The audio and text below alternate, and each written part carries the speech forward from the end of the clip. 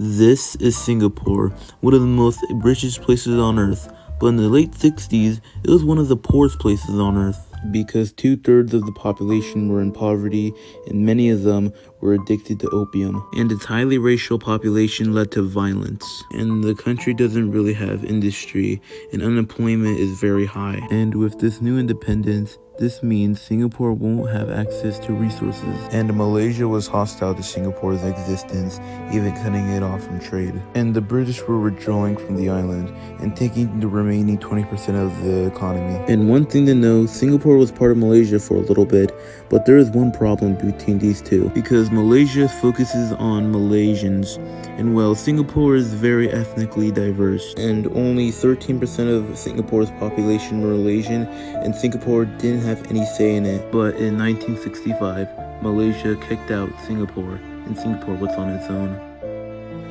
How are you going to build up a country with no industry and no resources? Even the Prime Minister cried on TV about it. You know what? Screw Malaysia. I can make it on my own. How am I going to bring people out of poverty? Racial violence was a big problem in Singapore at the time, so he banned individual freedoms, freedom of speech, and jailed political opponents. And you can be sent to jail by rioting, violence, and drug use. And this helped stabilize the country, so good job.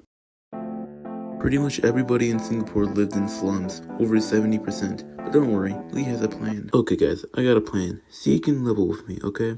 How about let's buy land very cheaply and row after row we'll make affordable housing. So basically this law allows us, the government, to buy land very cheaply. This seems a little controversial. It seems a little controversial that your wife always cheats on you. And building after building, affordable housing was everywhere. But even though there's affordable housing, there's one problem. There's no jobs. But luckily, Singapore is an attractive nation to do business in. Taxes low and regulations also low. And the government began to build modern industrial sites. And Singapore's economy was turning into an export economy.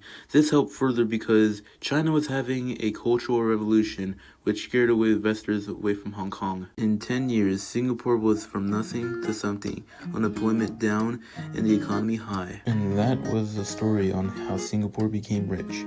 I give it 8 out of 10 stars.